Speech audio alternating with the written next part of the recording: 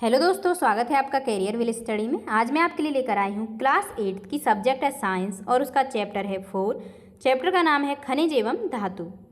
आज मैं आपको अपनी इस वीडियो में इस चैप्टर का फुल सॉल्यूशन कराऊंगी। तो देखो, सबसे पहले हमारे पास है अभ्यास प्रश्न।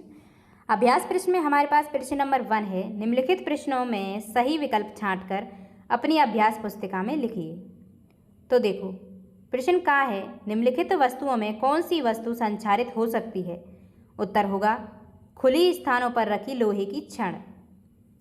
उसके बाद पॉइंट नंबर खा है, बॉक्साइट किसका अयस्क है? उत्तर होगा एल्यूमिनियम। उसके बाद है पॉइंट नंबर 3, प्रश्न गा है, इनमें से कौन सी सांद्रण की विधि नहीं है? उत्तर होगा निस्तापन। प्रश्न नंबर 2 है, रिक्त स्थानों की पूर्ति कीजिए। तो देखो, उत्तर डालेंगे और लिखेंगे। का पॉइंट है, सोडियम धातु को मिट्टी के तेल में रखते हैं। खा पॉइंट है, जंग लगने के लिए ऑक्सीजन तथा नमी आवश्यक है। गा पॉइंट है, धातु से तार बनाने का गुण तन्यता कहलाता है। घा पॉइंट है, जिन खनिजों से धातु का निष्कर्षण किया जाता है उन्हें अयस्क कहते हैं। प्रश्न नंबर 3 है, निम्नलिखित कथनों में सही कथन पर सही तथा गलत पर गलत का चिन्ह लगाइए। तो देखो, का पॉइंट है, हीरा कार्बन का रूप है, ये बात सही है। हेमेटाइट एल्यूमिनियम का अयस्क है, ये बात गलत है। धातु ऑक्सीजन से अभिक्रिया करके धातु ऑक्साइड बनाते हैं, ये सही है। क्वार्ट्ज धात्विक खनिज है, ये बात गलत है। संगमरमर चूने के पत्थर से बनता है, ये सही है। निस्तापन की क्रिया में अयस्क की वायु की उपस्थिति में गर्म किया जाता है, ये बात गलत है। प्रश्न 4 है, कॉलम ए के शब्दों को कॉलम बी के शब्दों से सही मिलान कीजिए।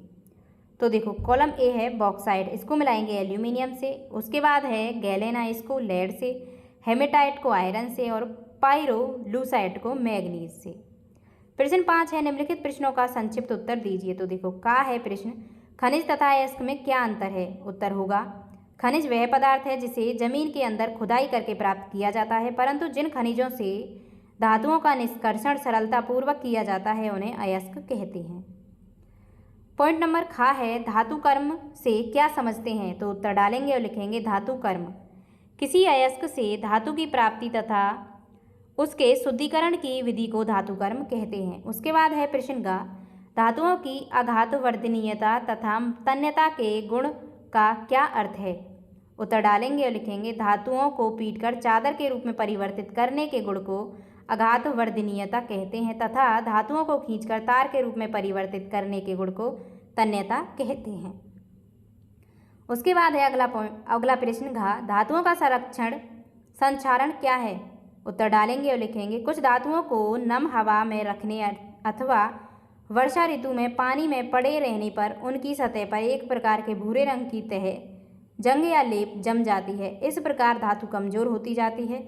इस क्रिया को धातु का संक्षारण कहते हैं। लोहे के ऊपर भूरे रंग की जंग लगना तथा जस्ते के ऊपर सफ़ेद रंग की जंग लगना इसके उदाहरण हैं।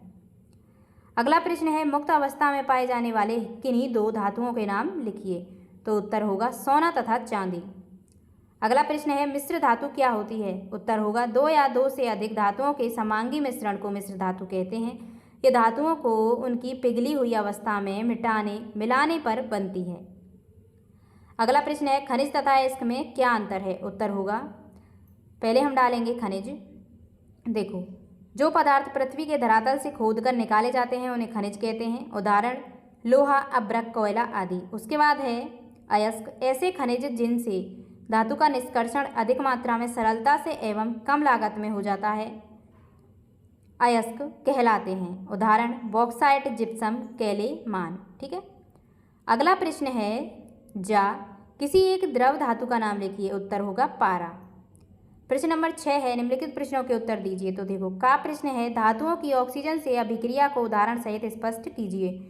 तो उत्तर डालेंगे और लिखेंगे धातु ऑक्सीजन के साथ क्रिया करके धातु ऑक्साइड बनाते हैं, उदाहरण नंबर 1 सोडियम कमरे के सामान्य ताप पर ऑक्सीजन से क्रिया करके सोडियम ऑक्साइड बनाता है। ये रिएक्शन आप लिख लेंगे 4Na+O2 एरो 2Na2O। ठीक है। उसके बाद है दूसरा पॉइंट, मैग्नीशियम का तार ऑक्सीजन की उपस्थिति में जलकर मैग्नीशियम ऑक्साइड यानी सफ़ेद पाउडर बनाता है, 2Mg+O2 एरो 2MgO। ठीक है। उसके बाद प्रश्न खा है धातु तथा अधातु की जल से क्रिया लिखिए। तो उत्तर डालेंगे और लिखेंगे धातु जल से सामान्य ताप पर क्रिया करके H2 गैस निकालती है, अधातु जल से सामान्य ताप पर क्रिया नहीं करती। उसके बाद गा प्रश्न है लोहा, तांबा तथा सोने के अयस्क देश में कहाँ पाए जाते हैं? उत्तर होगा लोहा बिहार, उड़ीसा, मध्य प्रदेश, तमिलनाडु, कर्नाटक, छत्तीसगढ़। तांबा आंध्र प्रदेश, बिहार, राजस्थान, मध्य प्रदेश। सोने कोलार, खान, कर्नाटक, आंध्र प्रदेश। उसके बाद है प्रश्न घा धातुओं की जल के साथ अभिक्रिया को 2 उदाहरण द्वारा स्पष्ट कीजिए। तो उत्तर डालेंगे और लिखेंगे धातु जल के साथ क्रिया करके धातु हाइड्रोक्साइड, ऑक्साइड तथा हाइड्रोजन गैस बनाते हैं। उदाहरण नंबर 1, सोडियम धातु जल के साथ तीव्र गति से अभिक्रिया करके सोडियम हाइड्रोक्साइड तथा हाइड्रोजन गैस बनाता है। रिएक्शन लिखेंगे 2Na + 2H2O arrow 2NaOH + H2। ठीक है। उसके बाद पॉइंट नंबर 2 है मैग्नीशियम भाप या गर्म पानी के साथ क्रिया करके मैग्नीशियम ऑक्साइड तथा हाइड्रोजन गैस बनाता है। Mg + H2O arrow MgO + H2। आगे है अगला पॉइंट सोडियम धातु का जल तथा ऑक्सीजन से क्रिया का रासायनिक समीकरण लिखिए। तो उत्तर डालेंगे और लिखेंगे सोडियम धातु की जल के साथ क्रिया सोडियम धातु जल के साथ तीव्र गति से अभिक्रिया करके सोडियम हाइड्रोक्साइड तथा हाइड्रोजन गैस बनाता है। 2Na + 2H2O arrow 2NaOH + H2। आगे है सोडियम धातु की ऑक्सीजन के साथ क्रिया सोडियम कमरे के सामान्य ताप पर ऑक्सीजन से क्रिया करके सोडियम ऑक्साइड बनाता है। 4Na + O2 arrow 2Na2O। ठीक है।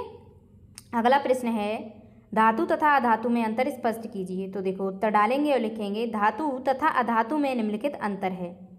इधर लिखेंगे क्रम संख्या, इधर गुण और एक तरफ धातु और एक तरफ अधातु। तो देखो गुण में लिखेंगे भौतिक अवस्था, आप ये इस तरह से लिख लेंगे। ठीक है, ये वीडियो रोक के। अगला प्रश्न है हमारे पास 6 धातु के संचारण की रोकथाम के लिए अपनाई जाने वाली विभिन्न विधियों का वर्णन कीजिए। तो उत्तर डालेंगे और लिखेंगे धातु के संचारण की रोकथाम की विभिन्न विधियां निम्नलिखित हैं। नंबर 1, पेंट का लेप चढ़ाकर। तो इसमें लिखेंगे धातु की वस्तुओं की सतह पर पेंट लगाकर उसे क्षरण से बचाया जा सकता है। इसी कारण लोहे के फर्नीचर, लोहे के पुल, रेल के डिब्बे, बस, ट्रक आदि को पेंट किया जाता है। उसके बाद पॉइंट 2 है ग्रीस या तेल लगाकर। इसमें लिखेंगे नए औजारों जैसे कैंची, चाकू, मशीन आदि का ग्रीस या तेल लगाकर उन्हें क्षरण से बचाया जा सकता है। आगे है गैल्वेनीकरण धातु चढ़ाना, यानी लोहे को जंग से बचाने के लिए लोहे की चादर या अन्य पात्र को पिघले हुए जस्ते में डुबा देते हैं, जिसके कारण लोहे पर जस्ते की एक पतली परत जम जाती है। इस लोहे का उपयोग बाल्टी, टंकी आदि बनाने में किया जाता है। उसके बाद पॉइंट नंबर 4 है इलेक्ट्रोप्लेटिंग, विद्युत लेपन। कुछ धातु जैसे क्रोमियम, निकिल तथा टिन वायुमंडल में उपस्थित ऑक्सीजन एवं नमी से प्रभावित नहीं होते हैं। लोहे का क्षरण रोकने के लिए उसके चारों ओर क्रोमियम या टिन की इलेक्ट्रोप्लेटिंग की जाती है। एल्यूमिनियम को क्षरण से बचाने के लिए उसके ऊपर एल्यूमिनियम ऑक्साइड का विद्युत लेपन कर दिया जाता है। उसके बाद पॉइंट 5 है मिश्र धातु बनाकर। कभी कभी एक धातु में दूसरी धातु या अधातु मिलाने पर वह अधिक कठोर, स्थायी या संक्षारण से सुरक्षित हो जाता है। स्टील, लोहा तथा कार्बन का मिश्रण मिश्र धातु है जिसमें आसानी से जंग नहीं लगता है। अगला प्रश्न है हमारे पास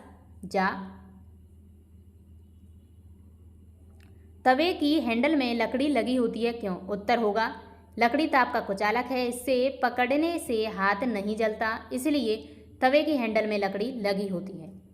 इसी के साथ आपका ये चैप्टर समाप्त हो चुका है। उम्मीद करती हूँ वीडियो आपको पसंद आई होगी। अगर वीडियो अच्छी लगी हो तो वीडियो को लाइक करें और हमारे चैनल को सब्सक्राइब करें। मिलते हैं नेक्स्ट वीडियो में न्यू चैप्टर के साथ। धन्यवाद।